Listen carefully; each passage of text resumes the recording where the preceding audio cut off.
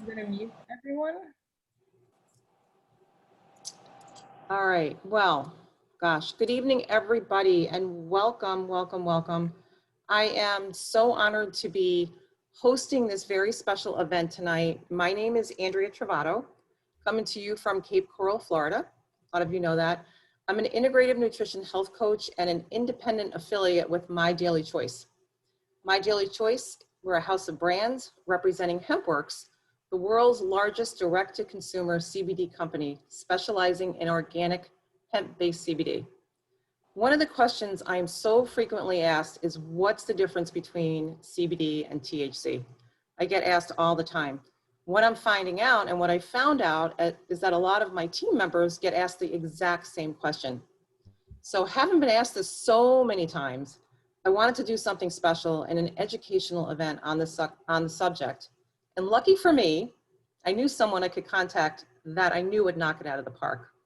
And even luckier for me, his partner is my beautiful daughter, Allison, who helped me put this event together. So before I introduce Alex, I'd like to first introduce you to my beautiful daughter, Allison, who's gonna be monitoring the chat tonight. And a little bit about her. I'm a super proud mama, can you tell? Allison graduated from Marquette University with a bachelor's degree in digital media marketing and communications. She's currently works as a marketing manager for an interior design company in the Chicagoland suburbs. Her prior experience included working as the marketing manager for a veterinary pharmacy specializing in compounding pharmaceutical grade CBD for pets. Now, oh my gosh, Alex. I can't tell you how proud I am to have this young man present to you tonight. He is such a wealth of information. I'm just so honored and blessed to have him as part of our family, our growing family, and a little bit about his extraordinary background. But you guys are, when I tell you you're in for a treat, you're in for a treat. So a little bit about Alexander Deets. He is a medical cannabis dispensary manager. Alex has worked in the Illinois medical cannabis industry for over 2 years, bringing a wealth of experience from his time in the healthcare space. Before entering the cannabis community, Alex studied biomedical sciences as an undergrad at Marquette University, working as a resident care representative and pediatric certified nursing assistant throughout his time in school. Alex has partnered his education, healthcare experiences, and passion for cannabis medicine to develop a reputation as a go-to for all questions regarding cannabis products and their medical applications. So without further ado, it is my extreme honor and my privilege to introduce you to Allison, who's monitoring the chat, and our presenter tonight, Alexander Deets. Alex, take it away. Hey everybody, thank you for taking time out of your evening to join us here today to talk a little bit about cannabis, particularly the differences between CBD and THC. I put together a little PowerPoint today to kind of illustrate some of the points that I think are most frequently asked, things that I hear on a daily basis at my store, and as well as just commonplace questions I think everybody comes across. So we'll get that started and I'll share my screen in 1 second here. Alrighty. So we'll get started here. And obviously everybody has seen this page to get things rolling. But we'll start with the first topic of conversation. We'll start with first outlining our conversation. And the things we're really going to touch on today will be, I think, pretty simple point by point, but we'll talk about the endocannabinoid system, a naturally occurring system in the body that cannabis products play off of. We'll talk about where THC and CBD come from. We'll talk about cannabinoids, which are cannabis-specific compounds and some of the differences between them. We'll really emphasize CBD's benefits, how to dose CBD. We'll talk about THC's benefits as kind of a comparison and how to dose THC. I think most people have seen a lot of the cannabis products, whether it's CBD or THC, in our very common 1 ounce tincture. So we'll really emphasize the dosing of that so everybody understands what to do if you have that product or a question about it. We'll talk about how CBD and THC interact with each other and CBD's buffering effect for the psychoactive effects of THC. We'll do a little bit of a clarifier on what hemp, marijuana, cannabis actually are. really define the differences in legality and illegality of the two compounds, and then we'll open the floor for thoughts and questions, conversation like that. So we'll get started with the endocannabinoid system. The endocannabinoid system is a very interesting system. It's a naturally occurring system in the body, just like your respiratory system, your nervous system. The endocannabinoid system has its own map and areas of residence in the body. Organisms, all vertebrates have it. Me, you, your dog, a dolphin, anything that has a backbone has this system naturally in its body. And organisms for the last 600 million years have all had this system in the body. It's actually based on the number of receptors in the system, the most common system in the body. So it's very kind of interesting that most people, including myself, throughout my education, never even heard of the endocannabinoid system. The function of the endocannabinoid system is really to promote what we call homeostasis. Homeostasis basically maintains balance, regulates other systems in the body, make sure that your body temperature doesn't get too high or too low, your fluid intake doesn't get too high or too low, and it helps regulate some of these big systems in the body like your nervous system, your endocrine system, and your immune system as well too. I just want to ask a couple questions. Who here has heard of tetrahydrocannabinol? Who here has heard of cannabidiol? If you have, throw one in the chat. If you haven't, throw two. I think for a lot of people, we may have heard of these under another name. Tetrahydrocannabinol stands for THC. Cannabidiol stands for CBD. And again, we're really going to emphasize the two differences between those products today. First, talking about where they come from. Both of these products are what we would call cannabinoids. They are compounds specifically made by the cannabis plant and really cannot be found just about anywhere else. Only the cannabis plant will make these specific compounds unless we have a synthetic form of them. They're the most, let me strike that, cannabinoids. There are over 100 different types, but really the two biggest ones and the ones that are created in the most volume in the cannabis plant are THC and CBD. If you were to run an extraction of any of those products, it would compromise over 80% of all cannabinoids between just those two. So they're very common, and obviously that's why we hear the most about those ones. Other cannabinoids you may have heard of include CBN, CBG, THCV. Those are other common cannabinoids. We won't really touch on those today, but they are definitely other types. Talking about the chemical differences between the two products, very interesting to know that both CBD and THC are quite similar. They actually have the exact same chemical formula, meaning that there's 21 carbon atoms, 30 hydrogen atoms, and 2 oxygen atoms in every compound of THC, every compound of CBD. Really the only thing that differentiates the two. You can see that when they're laid out and mapped out, they have a different structure, slightly different structure in these two parts, and that's really what accounts for the difference. Different structure fits differently within the body, has different effects because of that. So I think that that's one of the things we can always really emphasize. They just have a different structure, although they are relatively similar. Cannabinoids, again, are cannabis-specific compounds. Very interesting to note that, like I said, we have an endocannabinoid system. Endocannabinoids are naturally occurring within our body. Endo means within, and two of the naturally occurring cannabinoids, you don't really need to know the names, are anandamide and 2-AG. Oddly enough, like we said with THC, it has a light psychoactivity to it. Anandamide is actually the compound that's runner's high. So very interesting to see that nature has made these phytocannabinoids plant-based. Phyto means plant.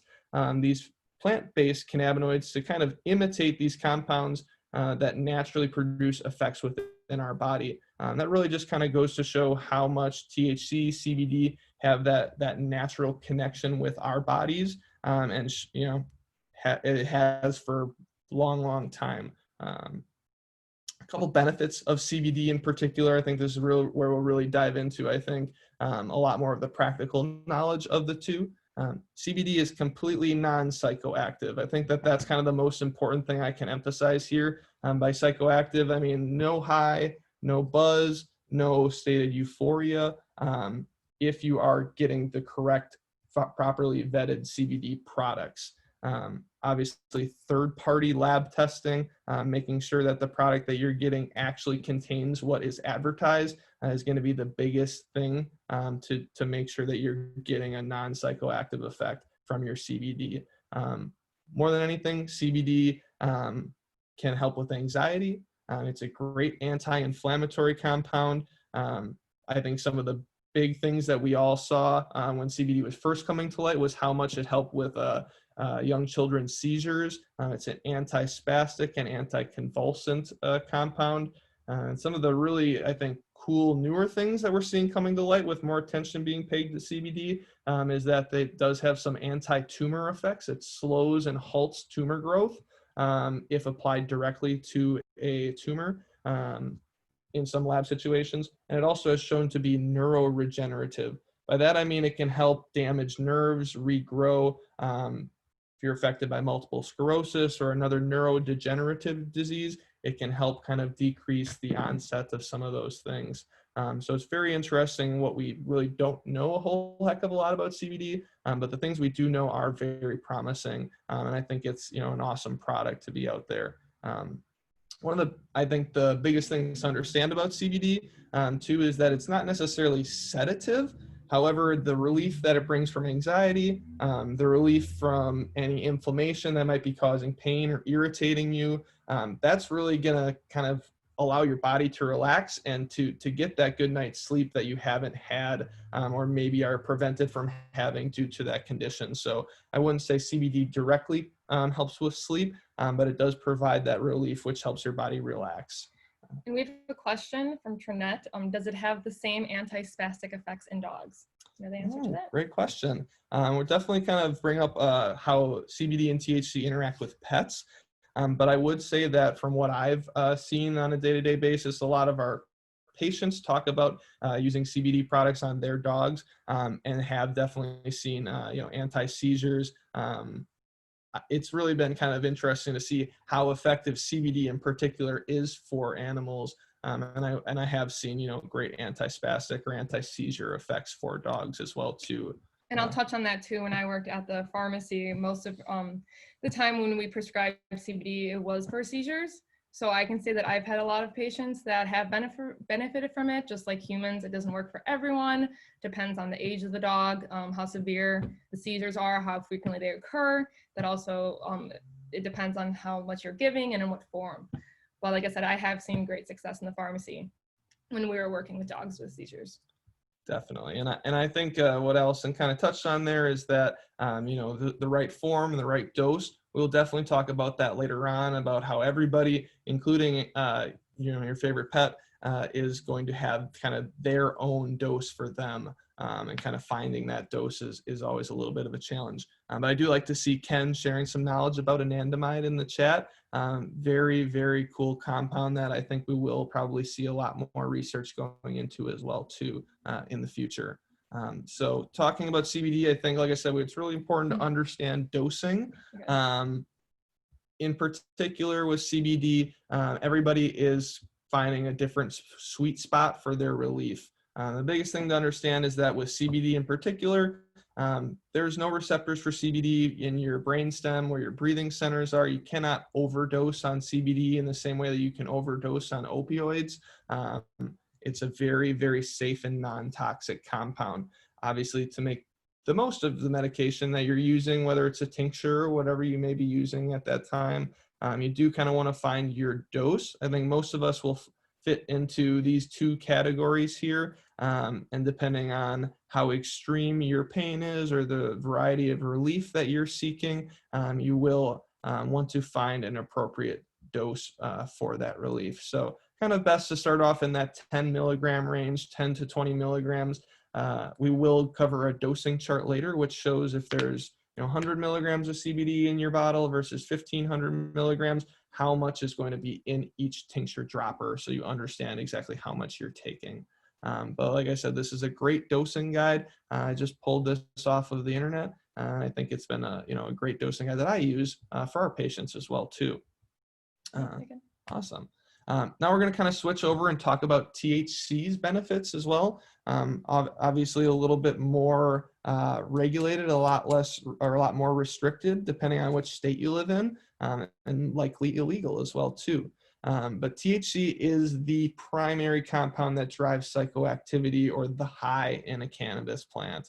It is euphoric. It can produce I would say euphoric or a sedative kind of high or buzz. There are many varieties of THC producing cannabis, and depending on which variety you consume at that point can produce that different mental effect. But when we're talking about relief, when we're talking about the true benefits of THC, I think what we really want to emphasize is the effect on the body. Cancer is one of the main things that people have used THC to treat. And more so to kind of overcome the effects of chemotherapy, whether it's not being able to eat, not being able to sleep very well due to the stress and pain. THC will directly stimulate sedation, directly stimulate sleep. Appetite is one of those things that's regulated by the endocannabinoid system and can help increase appetite after consumption of THC. And I think with THC and CBD, that distinction that we made earlier about CBD really taking the stress off of your mind and your body and allowing you to kind of get to that sleep, that's where we really want to contrast THC with that, where it directly will drive sleep. THC's pain relieving qualities are not necessarily the same as what I would say an opioid is like. If anybody here has had an opioid or had to go into surgery, you know that they can basically shut off your pain receptors. You won't feel anything at a certain point. With THC, I don't think you ever really get to that point. It really more so kind of helps bring pain from the forefront of your mind and put it into your periphery. So it's really awesome to kind of see, the contrast between the two, and hopefully, at least find some relief from THC as well. But again, with both of them, I think anti-stress in general, kind of making sure your mental state is in check as well too. Obviously with the appropriate dose is something that both THC and CBD can help with. We do have a question. How do you know if a person is getting too much CBD? Example, their size is small and the amount per day is much more than this chart for a large person. Absolutely. So I think that, again, kind of going back to a point that I said earlier, it's that everybody does have, I think, kind of their perfect dose. To use use a comparison between Allison and I, we use a product or anything like that. Allison typically can tolerate about 5 milligrams. I have a tolerance of up to 100 milligrams depending on the product, not due to any difference in levels of consumption, just due to our body types and due to the way that we process things differently, our metabolism. So I wouldn't say that, if someone's small but requires a higher dose, it's not necessarily a bad thing, but it is just a unique feature of their own body. I always listen to what that individual has to say in terms of how they feel or bad about that particular dose, because it really is, they're the one that is impacted by it, and they're the one that's going to hopefully get benefit from it as well too. So I don't know if that really answers the question, but and I'll touch on that for animals too, if anyone's curious. Once again, without the pharmacy, I had some smaller dogs like Chihuahuas and Yorkies that were having seizures. And a lot of times when we gave them the dose, since the dosage was for them based on weight, sometimes it wouldn't work and we would have to give them twice, double or triple the dose, and then it would start working, even though it's a really small animal. So like I said, it really does kind of depend on what we're treating and how severe it is. Because I would give, a golden retriever half a dose and it might help his arthritis, but might not help that Yorkie seizure. So just kind of comparing that to animals. And we do have another question. Why do you suppose THC is illegal? Well, we're getting to that we could do a whole nother presentation on why THC is illegal. But it really does kind of come down to a little bit more of a political stance. Just about 80 years ago at this point, there was an association of THC with certain groups of people, and I think that kind of pushed it in a direction of, hey, we don't want cannabis legalized, we don't want this kind of association, and therefore they passed what they call the Stamp Act, Cannabis Stamp Act. You had to have a stamp issued by the government in order to acquire cannabis. or to grow cannabis. However, the government never went and issued any stamps effectively making it an illegal product. And then the Controlled Substances Act that was issued, I believe, in the early 70s, late 60s, officially made cannabis an illegal substance. There's actually a committee hearing in the legislature in the coming weeks to talk about rescheduling or descheduling cannabis and making it effectively decriminalized across the country. So hopeful for that. We've seen many of these legislations be put up in the past and haven't really gone anywhere. But either way, always hopeful for the future there. Good answer. All right. So again, when we talked about dosing CBD, here is a little bit more of a, I would say, an edibles specific dosing chart for THC.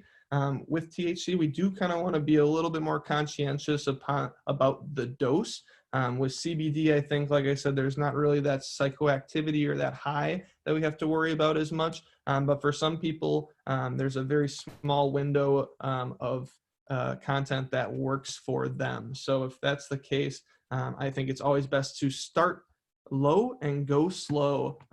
So 1 CBD to too. 5 milligrams is really going to be where you want to go with THC. Honestly, with CBD as well too, I think that that's an appropriate dose. I think you kind of always want to go on to the next dose if you're not feeling that level of relief, and slowly make your way up to the point where, all right, this is just enough to help me, just enough to make sure that my symptoms are in check, and that's the appropriate dose for you. And that's how I would say both THC, CBD, either of the two products you would want to do. Question, can you overdose on THC? So that's a great question. Honestly, that's the question that all the new patients that I have at my dispensary ask us. And I do think that for all intents and purposes, there is no overdose as we've heard about it, throughout the news for opioids. You cannot die from an overdose of THC. However, you can experience very unpleasant effects. If somebody is new to consuming cannabis or has bad experiences with it in the past, that association can kind of evoke unpleasant connotations, unpleasant feelings, anxiety, increased heart rate. Again, I think it's really just making sure that you consume the appropriate dose to avoid those experiences. And we'll actually talk about a factor that you can take to mitigate overconsumption of THC if that does happen to you. And that actually is with CBD. First, actually, if we're going to do this, I think a natural transition is to talk about the CBD buffer. CBD actually acts as a buffer to THC, and by buffer, I mean it mitigates its high, it minimizes the psychoactive effects. If somebody overconsumes THC at my location and they're a newer patient, we tell them, it's great to have, a trusted CBD product, CBD only product, that will actually interact with the same receptor as THC and not allow it to bind to that receptor as tightly. When it can't bind as well, it can't produce its effects as well. So it actually kind of decreases the overall intensity of the experience and allows you to hopefully regain a little bit more of your confidence and as well. But other than that, like I said, to ensure that we're getting the appropriate dose, I think we really want to, talk about this tincture setup as well too. I saw a couple people talking about, 1,500 milligram tincture. If you are using a tincture, whether it's 100 milligrams or 1,500 milligrams in the bottle, I think the important thing to understand is that every bottle, for the most part in a commercial setting, is going to be 1 fluid ounce. That's about 30 milliliters of product, about 30 milliliters. So you have about 30 droppers worth of product in your entire tincture bottle. And depending on if you're at 100 milligrams in the bottle, it's 3.3 milligrams per dropper, 1,500 milligrams per bottle, 50 milligrams per dropper. So you're looking at a pretty vast difference. And obviously you'll see a pretty vast difference in price point between the two products as well too. But again, just kind of understanding exactly what you have in your cabinet or whatever you have is going to be the most important thing to understand your dosing. And again, working your way up, starting low and going slow until you find what your dose is going to be the best way to proceed with that. So that being said, like we said, we talked about the CBD buffer, how well that can work to mitigate THC's unpleasant effects. And again, just further emphasizing that point, how CBD is really that natural kind of shield to THC's activity. This is a representation of the receptor system, very basic representation, but basically with only THC in the system, fits right into the receptor, produces those psychoactive effects, and the other effects as well that we touched on.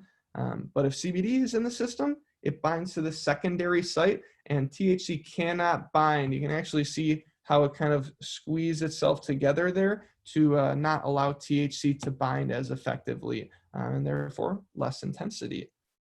Does anyone have any questions on this slide? Go back. If you have any questions, pop them in the comments. Just want to make sure. Awesome. Well, Like we'll good. continue to monitor the chat, so feel free to throw in any questions you have. If you have a question on a particular slide, we have plenty of time to talk about it at the end as well too. So great question. When this would be applicable? Sorry, second part. Just to ease into THC, I think for a lot of people, if they are wanting to try, kind of what I would call the full-fledged cannabis market, they're in a legal state, they have access to regulated dispensary grade products, and they, want to stay without that psychoactive effect. They want to stay functional. They want to use this in the daytime, starting with a low dose of THC and having that CBD as kind of a backup just in case phone rings and something comes up. You need to be extremely sharp in senses. Having that CBD there just to make sure that you're staying clear mind, I think is a very helpful thing to have just as a backup. So like I said, we do recommend this to a lot of our patients. If it's your first time, you're uncertain about the dose, have some CBD on hand as well too, just in case it becomes a little overwhelming. For some people it can. So either way, I think if we want to talk about the conversation CBD, THC, we can't do that without kind of talking about hemp and marijuana. I think that the culture we live in has kind of created these two terms. If we lived in the 1700s, all cannabis would be hemp. If we, the day we live in right now, cannabis is kind of the blanket term that includes hemp and marijuana. This graphic over here on the left, I think, is very helpful to illustrate that hemp in modern day terms is really more of an agricultural product, and marijuana, as we call it, is really more of a pharmacological product, produces THC, those CBN, CBG, other cannabinoids we talked about.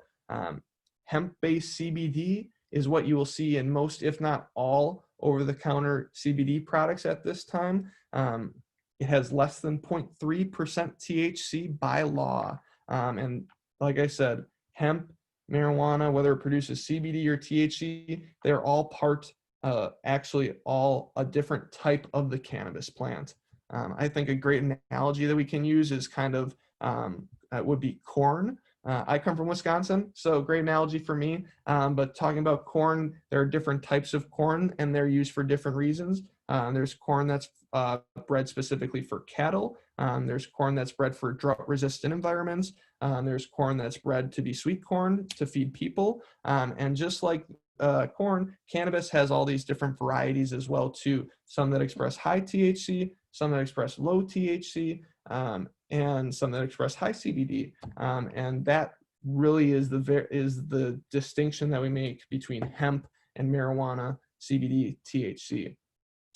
We have a question. That's a really good question. Yeah. Lynn said, when my mom heard THC makes CBD work better, then in a way it was backwards. She is wanting CBD, not THC. Do you want to talk about how CBD and THC work together? Absolutely. So I would definitely say that THC and CBD work together. Obviously, like I said, nowadays we're seeing a lot more of the distinction of one versus the other. With an illicit market in play, I think that we've seen, breeding of cannabis plants. Essentially, like I said, the cannabis has been bred for various uses. So people that are growing cannabis underground produce high THC cannabis because that's what the black or recreational market desires.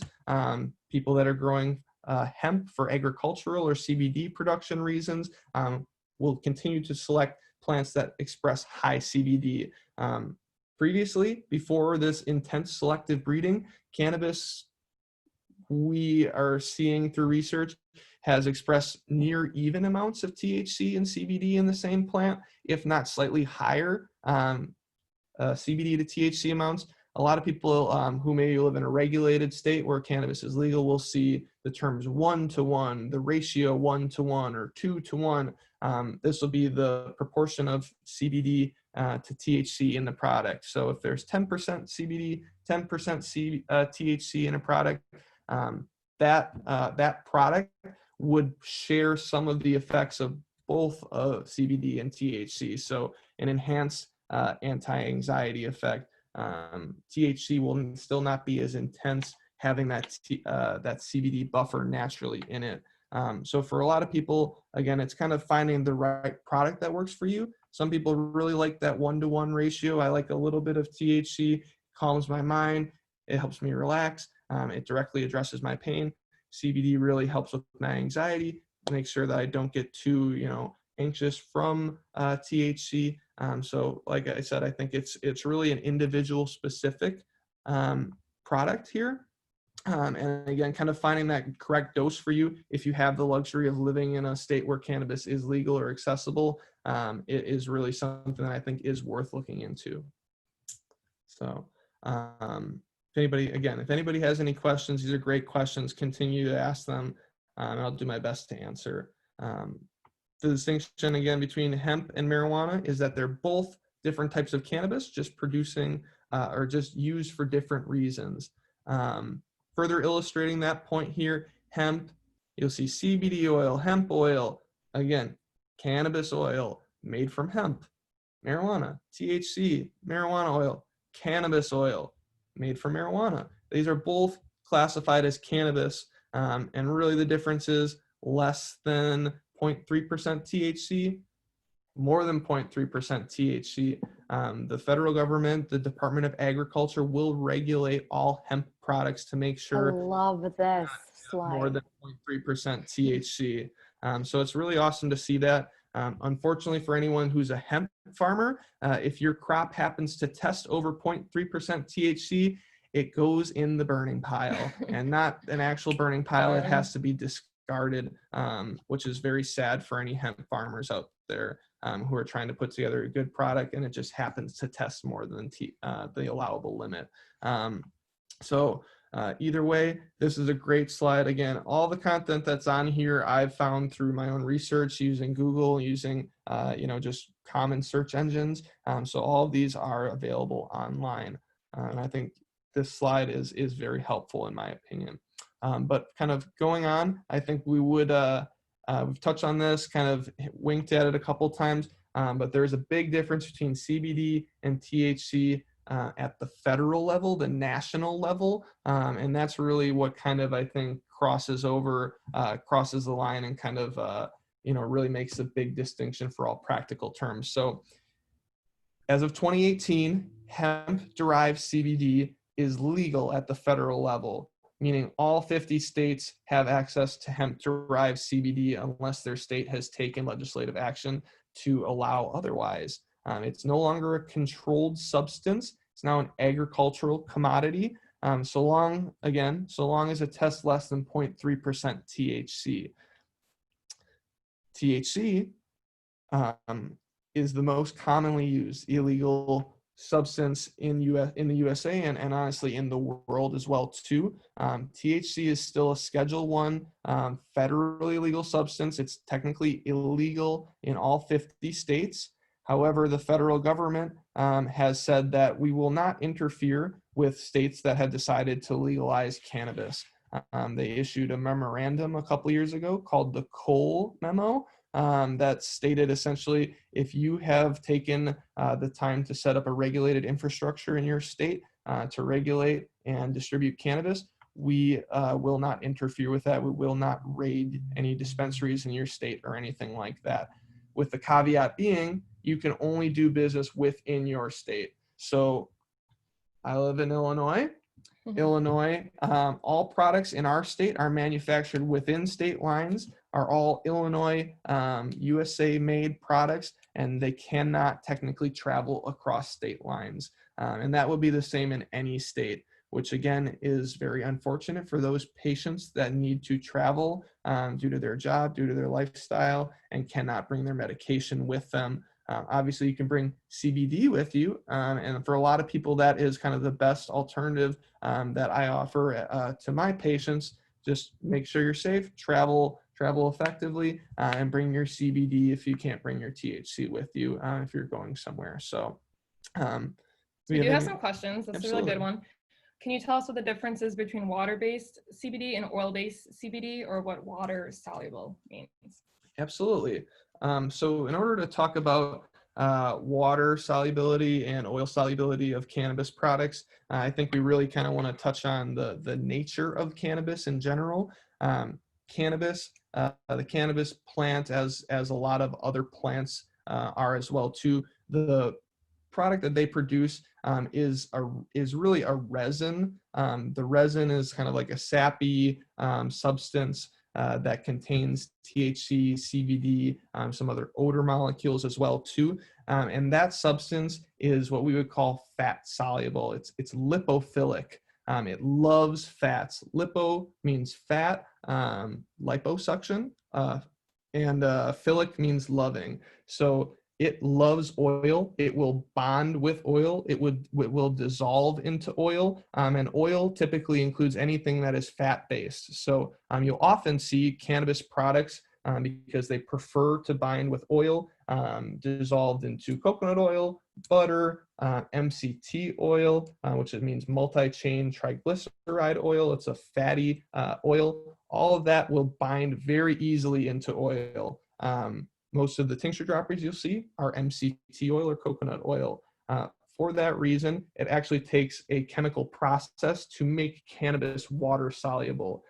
I can't really go into the complexity of how that process operates because I don't fully understand it myself. But I do know that with water solubility, it does take a chemical process to allow that, more so for the convenience of being able to have that powdered CBD or whatever it may be, that liquid CBD to place into water to make it a mixed drink mix or whatever the case may be.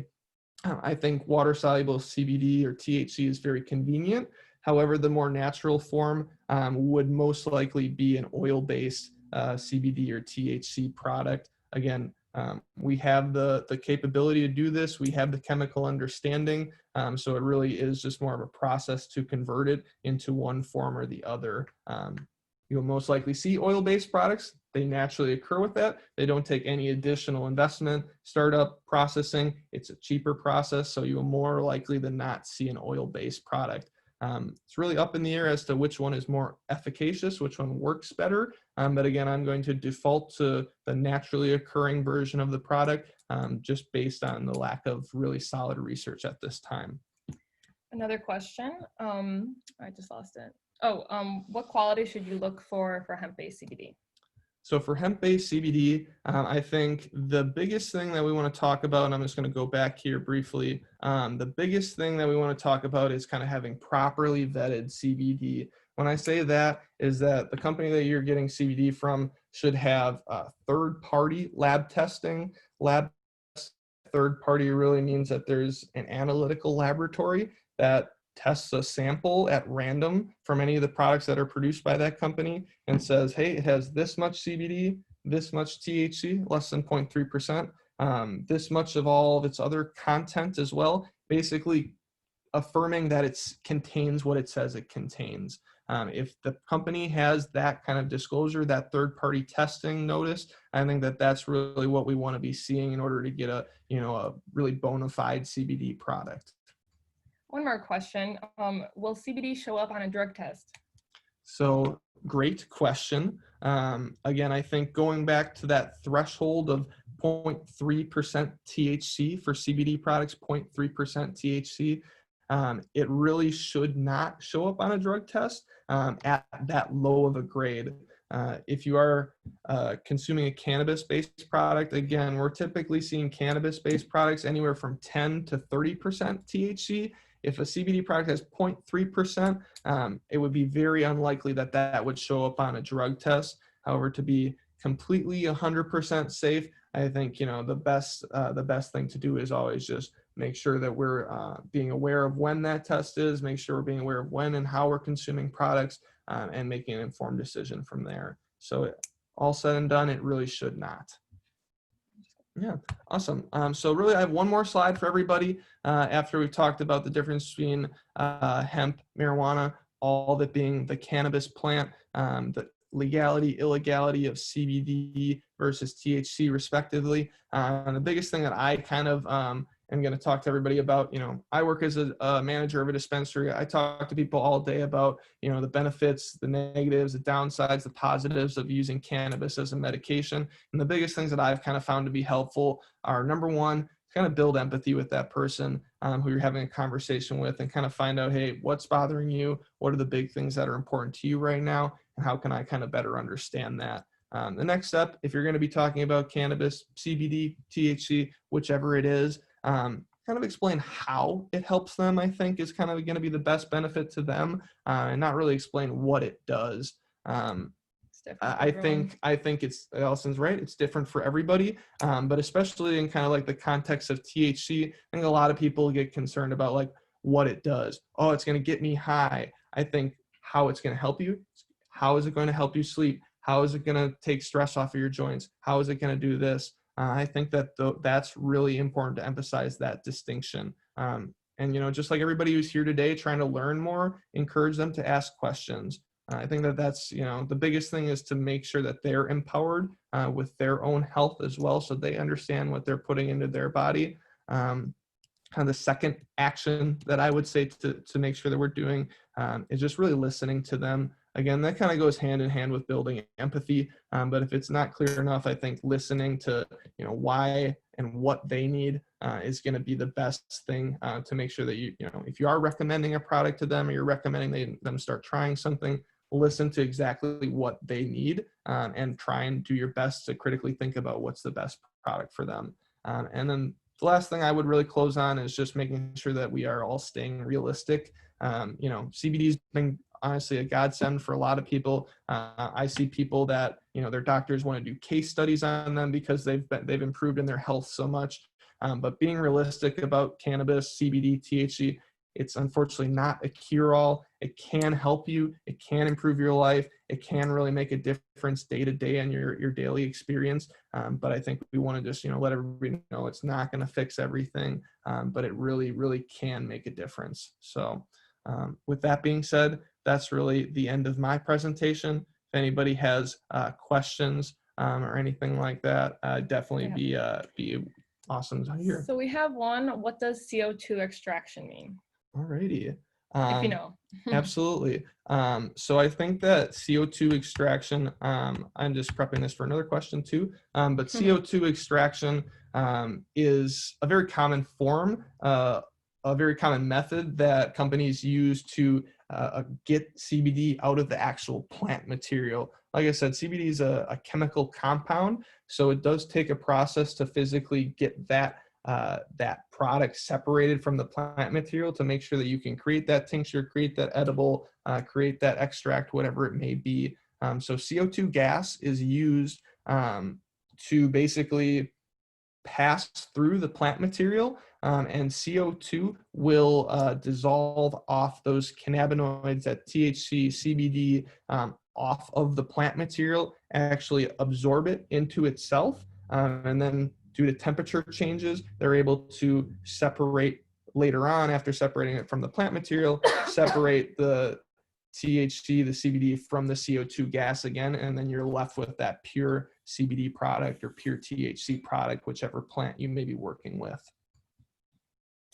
Absolutely. We have a question about dosage and weight slide. With a quick overview. Is there a more specific question, Kelly, or you just want him to go over that slide again? Just one of my guests asked more specifically to see that slide and a quick overview of how we would determine what would Absolutely. be best to start with. Absolutely. Again, I think these kind of two circled categories are going to be where most of the people fall into. Again, with CBD, we really don't have to worry about the toxicity or any ill mental effects or overactive psychoactivity. But I do think that, again, starting at the lowest dose and seeing how from there is going to be the best way to kind of figure out what works for you. When we start people at our location at my dispensary, it's typically, a two-week, month-long, 2-month-long process of kind of dialing it in, finding the right dose for them, trying new products, figuring out what works for their body at the right time for them, what's comfortable for their lifestyle. So it does take a lot of trial and error for some people. For some people, hey, I took one 10 milligram dropper and I felt fantastic. It really relieved my symptoms. I didn't feel pressure on my joints. That's great. Obviously, that's not how everybody works. And sometimes it does take that, couple days, couple weeks of trial and error to kind of really figure out what's going to work for them. Something that I think is kind of left in the dust sometimes, though, about cannabis products is that for a lot of people, cannabis does not really have an effect or work on the first time. I think that, a lot of people who may have smoked cannabis in the past have seen that, I smoked it once, twice, and it really no effect at all. And then that third time, I could definitely feel the onset of it. I think with cannabis products, CBD or THC, there's kind of an acclimation phase. So again, we want to go slow to make sure that we find our particular dose, but also to make sure that our body has that appropriate time to acclimate to cannabis, to make sure that it's intaking, absorbing, processing all the products correctly in the appropriate time frame, whether your dose is 5 milligrams or 50 milligrams. So I think that that's kind of, it's obviously difficult. Like I said, it's individual specific, but again, that start low, go slow process is really going to be the best benefit for everybody. So my biggest tip to everybody is encourage patience, encourage them to stick through it. If they do end up, buying one tincture bottle, you might as well use it all because it's already been purchased, and see exactly, where your dose is at to kind of, hopefully find some relief. These are really good questions. We have another one from Michelle. Could you mention the difference between full spectrum CBD and broad spectrum CBD, if you know the difference? Absolutely. Which of course you do. So I think between those two products, full spectrum CBD, broad spectrum CBD, I think that really, correct me if I'm wrong, but I typically hear those kind of terms, full spectrum cannabis versus isolated products. So I think broad spectrum, full spectrum are kind of similar products. They all include the naturally occurring, what we call terpenes of the cannabis plant. Terpenes are aroma molecules, which actually a lot of study has gone into these aroma molecules that are, like I said, cannabinoids are cannabis specific. These terpenes are found in all different plants. So the same lemony smell that you might get from one cannabis product is the same limonene terpene that is produced by lemons and other citrus fruits. So when you talk about full spectrum, broad spectrum, you're getting cannabinoids, terpenes, plant material as well. When you talk about isolated products, you're only getting CBD, you're only getting THC, and the carrier oil, MCT oil, whatever it may be for that product. So I think with some people, they've shown that the naturally occurring version of that product tends to produce a little bit better overall effect. And then that broad spectrum, again, with THC, has all the terpenes, everything like that as well too. So then Allison also commented that broad spectrum has 0 THC and full spectrum has 0.3 THC, which is really good to know as well. Oh, awesome. Well, I'm learning something Even as well he can too. learn stuff. Everybody can learn. All right, we have another question here. Yeah. Alex, we have like 5 more minutes before we got to wrap it up. Any other Absolutely. questions? Pop them in the chat. Absolutely. If anybody wants to read slides in particular, please let me know. We can definitely go back and peel through those. I agree with RS Stoney there. Once you find the perfect dosage, you will know. Absolutely. Your body will, you trust your body. Really, your body knows a lot more than I think we give it credit for sometimes. And it can be very intuitive about the particular product. Again, if I think one of the points we maybe didn't touch on that would be a really good thing to understand too is that onset times, the length of time it takes for the product to begin taking effect can definitely vary depending on the type of product you're using. So with a tincture dropper, you're probably going to start to see effects in 15 to 30 minutes, sometimes up to an hour. With a a topical, a rub, a lotion, whatever it might be, I think we're going to see 15 minutes to an hour, probably around the same as the tincture dropper. Where we really need to be patient, I think, is going to go back to this edibles consumption diet. Edibles in particular, depending on your body chemistry, that's where you're going to see the greatest amount of variability. I have patients that say it takes 30 minutes for an edible to kick in. I have patients say it takes 3 hours for an edible to kick in. So it's really important to be patient. Again, kind of take those couple days, take those couple of weeks to understand, where your body's at and how long it's going to take for something to work for you and what your dose is. Awesome. I think we're about to wrap it up here. There's any Alex, last can you minute stop the share so we can see everybody? I think we're, Absolutely.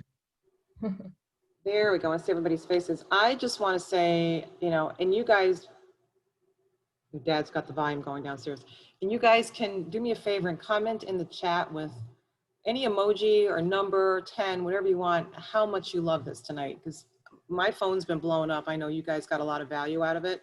So let's show Al Squared some love and let them know how much you appreciate them. I know this is going to blow up over here. Our name is L Squared because it's Alex and Allison. This was really, really super helpful and just so appreciative, Alex, for all the hard work you put into this. And Allison, you're behind the scenes. The two of you are the masterminds. So we really, really appreciate all the hard work and knowledge. I'm going to stop the recording for a minute because I do have another announcement, but everybody hang on for a minute.